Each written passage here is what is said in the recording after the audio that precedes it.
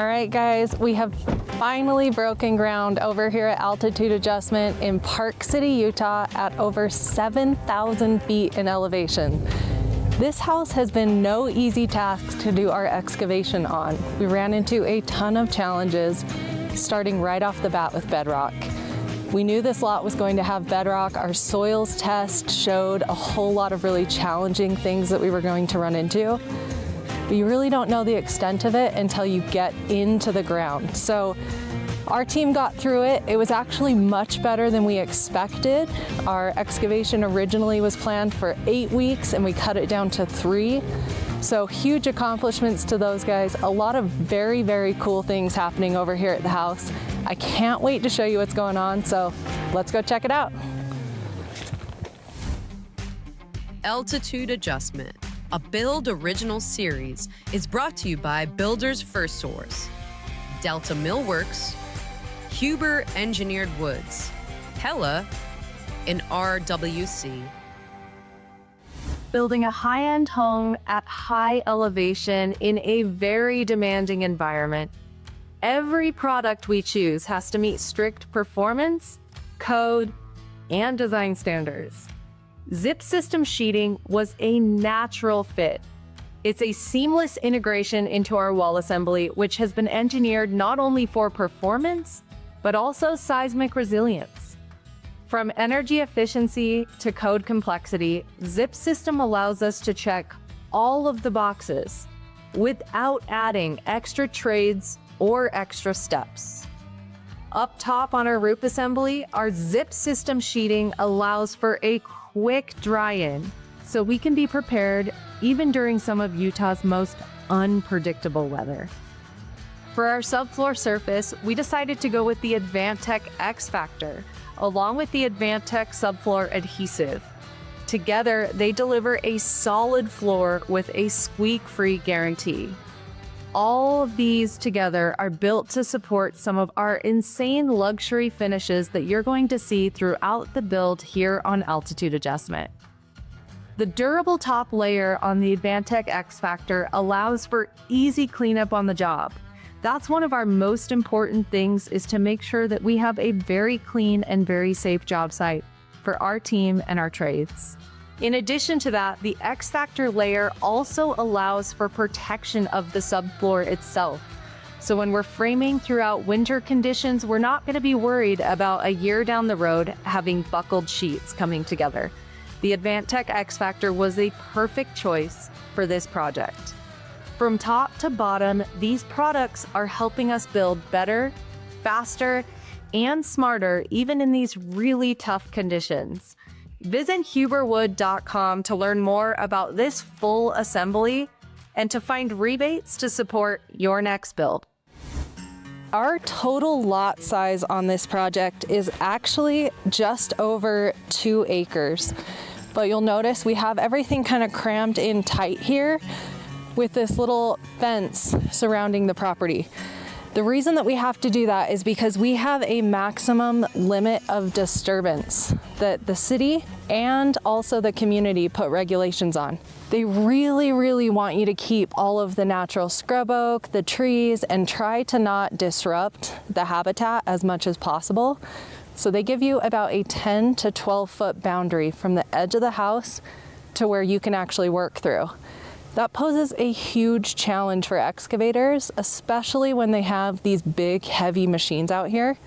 We dug this house with a John Deere 345, which is not a small machine. It's over 11 feet wide. So putting it through some of these LOD lines that are 10 feet was not gonna happen. So they kind of have to be strategic on how they're excavating. Make sure that they're excavating in areas first where they know that it's tight or they can't get a machine through, and then kind of work their way out. But the other big challenge we have with the LOD is, where does all this dirt go when we dig it out? You'll notice we don't have a lot of places to store dirt. So that means we're digging all the dirt out, and in our case, a lot of rock, and we're hauling it away. So haul off of your material is going to add a big cost to this type of a project. Now, on a typical build in an area where we don't have an LOD fence, we can actually excavate and stockpile all of the dirt on site. but in this case, we're actually excavating and then hauling truckloads of dirt out. It's not the type of thing that you can just take to the dump and empty it there. You need to do one of two things. You either have to find somebody that needs dirt, and so you can haul your dirt to their property, or there are some areas that you can actually dump dirt, but it comes at a pretty big cost. So when we're talking about the overall excavation cost on a project like this, in a community that has regulations like this, the excavation is naturally just quite a bit more expensive, because we're now talking about hauling all that dirt away. But then what do we do when we have to come back to backfill all of this? We now have to buy dirt and haul it back. So there's kind of a little bit of a downside when you're building in a community with LOD regulations or limit of disturbance regulations. But honestly, it's just kind of the name of the game over here, and your best bet is we're just hoping that when we got our foundations in and we're ready to backfill, that one of our neighbors is getting ready to start an excavation and needs to get rid of dirt, because that would be the best case scenario for us over here on the project, to just haul dirt from one of the other lots in this community, rather than purchasing an engineered fill dirt to bring it back in. So a little bit of a challenge there. Let's go down and talk about the type of rock that we have in here and how we were able to excavate through it. This is one of our tight sides over here, where you can see there's no way we would have gotten a machine through that. So the excavation crew started in this corner and kind of worked their way out. So let's talk a little bit about the geology of the area and how we got to the soil that we have here today and how we're going through it. All right, the soil here is filled with Precambrian sediments that came from various tectonic activity. So all of the Wasatch Mountains, what you see behind us, they were actually formed from a tectonic kind of shift in the plates and eruption that happened about 12 to 17 million years ago. So these have been around for a very, very long time. But the last big earthquake, or the last big shift that we had here in Utah that was significant, according to a soils engineer, was about 1100 years ago. So one of the things that we're always preparing for here in Utah is the big one. We all know that that big earthquake is coming at some point. And so that's something that these soils engineers keep in mind as they're doing this soils testing. So as they come through, we actually dug 3 different test pits across the footprint of the home. We'll dig these test pits down to a depth of where like a really small mini-X can get to when they hit bedrock. So in this case, our test pits were anywhere from 4 to 5 feet deep, so not very far down. As we start to dig through this, you're really going to start to notice the difference in the type of rock that we're building with. So we have a ton of granite, which is what I've got here, but we also have a lot of ore, volcanic ash, and also metal veins. So something really interesting about this area is Park City was a huge silver mine for a long, long time. And all of the tailings from the silver mine were dumped over the top of the mountain. So it's not uncommon for you to be over here looking through the dirt and find actually silver deposits. So kind of interesting and kind of cool. But it just means there is a lot of really funky stuff happening in this dirt. Our goal with the soils engineer is to make sure we have a really solid foundation for our footings to sit on top of. So once we get the house excavated, the soils engineer comes back out, and we just did this yesterday, and they'll come through and check and test everything that we've excavated to date. Their goal is to make sure that we have a solid foundation for the house to sit on. In the event that we do ever get the big one, the home is going to be solid and stable, and it's not something we're going to have to worry about. So as they come through and check the rock, they'll actually take samples with them back to a lab that they can do some testing on. And that's where our maximum allowable building pressure, or pounds per square foot, comes from for our concrete and our footings. So as we dig through the hole here on the lot, I want to talk to you a little bit about what's happening here across the footprint. The top 12 to 18 inches of soil on this property are a loose, sandy, little bit of clay topsoil. So it's just stuff that's been moved around throughout the years, whether it's from like mudslides or just loose stuff across the top. That's where this is coming from. And then from 18 inches down to about 42 inches, we're seeing fractured rock. And that's what all of this is. Now, the reason that it's fractured is because we go through a huge freeze-thaw cycle here in Utah. Our frost depth here in Wasatch County is much deeper in the ground than you would see down in the valley. So up here, you're anywhere from 42 to 48 inches that we need to be below the ground for freeze depth. And you'll hear that term frost depth quite a bit. Now, on average in the valley, we can go down 3 feet and we'll be just fine. But up here, because of the way the soil is, because of the amount of snow we get, it's gonna be 42 to 48 inches. So anything above that height is going to be this fractured rock because water's getting into it, freezing in our cold seasons, and then unthawing in the spring, and it's cracking and fracturing. As we get anything below that 4 feet, this is solid rock. Whether it's granite or some of our other types of rock we've got throughout the property, it is solid rock. And you kind of end up with about 2 options to get it out. The first option, and probably the quickest option for an instant result, is going to be blasting.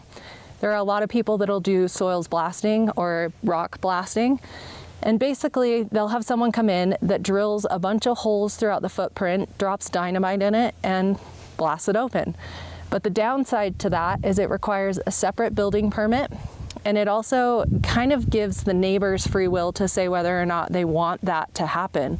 If you're in a community where there's a lot of houses being built or houses that are existing around your property, it's a lot less likely or a lot more challenging to do blasting than it is if you're in kind of a new community with nobody living in the homes around it. The other option is going to be tearing through it, and that's exactly what we did. So we used that John Deere 345 out here, and our excavator actually used a rock grinding wheel and a ripper. And those were the 2 tools that got us through all of this rock in a pretty quick timeline. Let's walk over here and I want to show you what that ripper does to the rock and how we got through it. So the rock ripper is a wheel at the end of the excavator that has a bunch of teeth across it, and it just digs into the rock and rips it into little shards. It's breaking the rock up enough that we can actually scoop it out with the bucket on the excavator. And so this rock wheel just sits on top of the rock and sits and crushes it. You're noticing all of these little streak marks throughout this solid bedrock on this wall. That is from the edges of the rock wheel. So it is completely surrounded, ends and sides, with teeth that just sit and rip into this stone, creating it into small little pieces that they can actually manageably get out of the hole. Now, occasionally we will have kind of a solid area where they're going to put the ripper on the front of the excavator. It's like a big giant tooth that they can slam down into the rock, pull through it, and it starts to break it up a bit as well. So in combination with those 2 tools and a big bucket, we're able to get a lot of this material up and out of here without having to do any blasting, and really without as big or as bad of an excavation cost as we thought we were going to have. Originally, when we started doing the quoting and bidding for this project and preparing to start construction, we kind of thought we would be excavating through our winter seasons, which just means snow, ice, cold, freezing. Now, we got really lucky because our timeline allowed us to start at a really good time in the spring, and we only hit about 1 week worth of snow and wet temperatures while we were digging. But we had planned on 8 weeks of excavation, and we were able to cut it down to 3. And a big part of that was the weather, but an even bigger part was having these tools that were able to get through this material quickly without causing too much delay in our timeline, and also saved the homeowner a little bit of cost. If we're not here for 8 weeks and we're only here for 3, we have saved ourselves some money, and we're now ahead of schedule, and nobody's going to complain about that. All right, this is a really cool little piece of rock that I wanted to stop over here by. This is a solid chunk of granite over here. And this brings up a really, really good point, especially here in Utah. We've all heard of radon. Radon is a huge issue, and radon comes from decomposing rock. So the only way to test a house to see if it's testing positive for radon is after the structure's been built. So in our area, we always put an active radon system in every home that we build, regardless of whether we think it's going to have high levels or not. Our active radon system for the entire house includes a 4-inch perforated pipe that runs across the entire footprint of the lower level, underneath the slab, allowing us to capture all of that gas. We vent it out through a PVC pipe up and out the roof, and it's got an active fan on it. So it's constantly just pulling all of those gases up and out. The reason we do that, it's cheap. A radon system on a house like this is going to cost a few $1,000s, and it is absolutely worth doing it rather than waiting till the end and finding out you have high radon levels from something like all of this decomposing rock on a lot that is solid bedrock. So highly recommend the radon system, and we would do it on every house we build anyways, but this is proof of why you should be doing that. Another thing that is kind of weird about this lot, but really good for us, is there is absolutely zero groundwater present. You can see the lake way far behind us that is down quite a bit lower than where we are at with this house. As we were doing our excavation and also our soils testing, we found absolutely zero groundwater present on the property in the middle of spring where we have high runoff. So the good thing about that is we know that we don't have a huge challenge ahead of us, but that doesn't mean we're not going to prepare for it. This house will absolutely get the foundation walls waterproofed and a drainage mat applied. We're also going to include a footing drain that'll surround the entire property in the event that maybe we get another 900-inch snowstorm. Tons of runoff in the springtime and groundwater does end up becoming present. The house is now prepared to be able to get that out and away from the building rather than having it sit up and get into the house itself. So we're going to include that no matter what. But the other weird thing is here in Utah, we're required to keep all of that water on our property, whether that's groundwater that's in your footing drain that you're trying to get away, rainwater that's coming off your roof and into your gutters, or even your sprinklers. Any of the water that comes from your house or your property has to stay on your property. So all of our properties that we're building are going to have detention basins, and these are just going to be underground rock basins with a place for a sump to go in the event that that water rises really high, and you can pump it and get it out. But we have to contain and collect all of that water. So we have 2 of those that are going to get constructed here on the property. The first one is down here in the corner.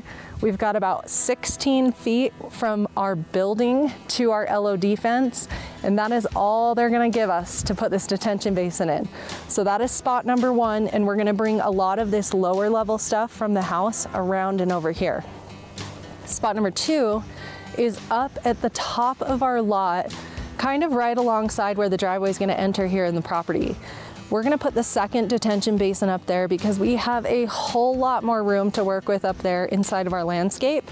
And we can actually take all of our groundwater from the downspouts on the front and sides of the house and pipe it in that direction. So we're just gonna collect it and keep it here on site. Now we have similar requirements when it comes to construction, and here in Utah, the SWIP or Stormwater Pollution Prevention Plan requirements are very, very hard, and they are also monitored really, really well by the government. What that means for construction in Utah and what we're doing here on the site is we have to make sure we're keeping all the dirt on our lot during construction. We have to keep all the water on our lot during construction, and we can't track anything from the property out onto the street or let it fall outside of our LOD fence. So you'll see we've surrounded our entire LOD fence with the straw wattle, and we have straw wattle double stacked here on the low ends where we know runoff's gonna happen and water is more likely to go. On the upper sides of the lot, there's usually just 1 bale, and it makes it a lot easier. But in addition to the hay bales, we also have to put covers over all the stormwater inlets in the community. In any way, if there were water falling and coming off of our lot, any of the storm drains that would collect that water, we have to cover and protect. Now, we also have to make sure that we're sweeping the street at the end of the day, and there is an inspector that comes by once weekly from the government and also once weekly from our SWIP company that checks the property to make sure that we are staying within regulation and we're not tracking anything out into the street. These stormwater pollution prevention fines are insane. So our goal is to just keep everything here on the lot. The reason that they're so active about this is really because we have natural wildlife that is living just outside of this LOD fence. We have seen herds of deer out here this morning already, and they just want to protect them. They want to make sure that they are safe, they're in their own habitat, and that we're not disrupting it too much. So that's part of the deal with the LOD fence and also with the SWIP, but it just brings up a really good point that these are little pieces of the construction that you don't actually see something from in the end. You're paying for these items like the SWIP plan, and it's just something that you have to take care of. It's part of your regulations, similar to a building permit. You don't get the opportunity to decide, and unfortunately you don't get something beautiful to look at when it's over because of that. But it's just one of those things that you've got to take into account when you're building here in Utah to make sure that you're following those, and also including enough money so that you are not eating that in the end, because those SWIP fines and also just the SWIP install can get pretty expensive. Let's go down here and take a look back at our foundation excavation so that we can see all the different steps in this property and talk a little bit about the challenges we ran into with the plan coordinating with our lot.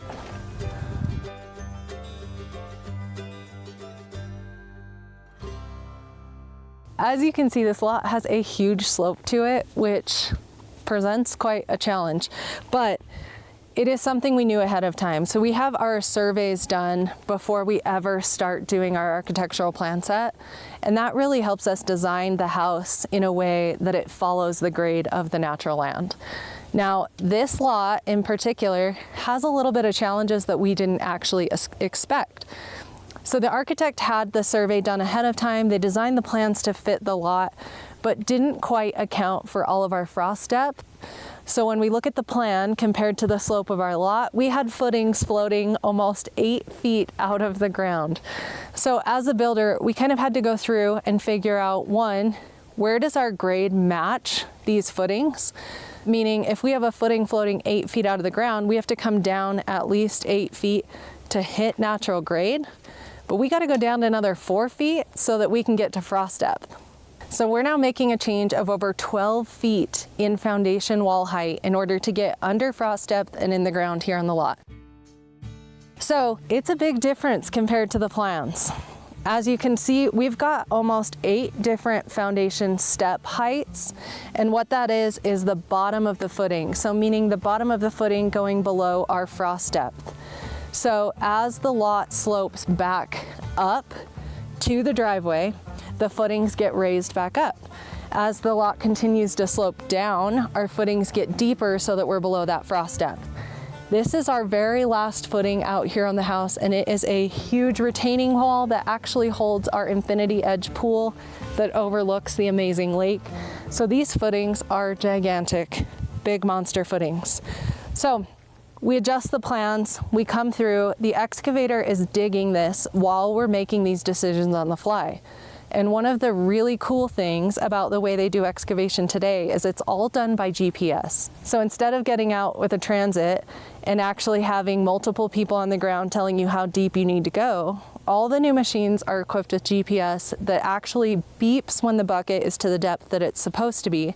You still have other people on site, so you have a second set of eyes while you're working, but the GPS makes this a whole lot more accurate than it would be how we used to do it. So we're digging all of this through GPS. We've got multiple footing steps in. We've got our depth all the way down to frost depth. Now what do? Our plans have changed significantly from the plan set to what we're doing today. And so we've called our surveyor out, and you can see all of our little orange sticks out of the ground and then the blue spray paint that is marking all of our foundation walls. Once the excavation was complete, our surveyor came out, did all of this marking, and what they've done is actually marked the inside and the outside point of all of our foundation wall changes. So anytime that wall changes direction, we now know exactly where those are at. Our next step is to take the set of plans. We're going to walk through this today with the footing and foundation contractor and identify what are our new wall heights. Because we have walls that are way higher than what we originally planned on, the rebar mat that's inside of those walls is going to change significantly.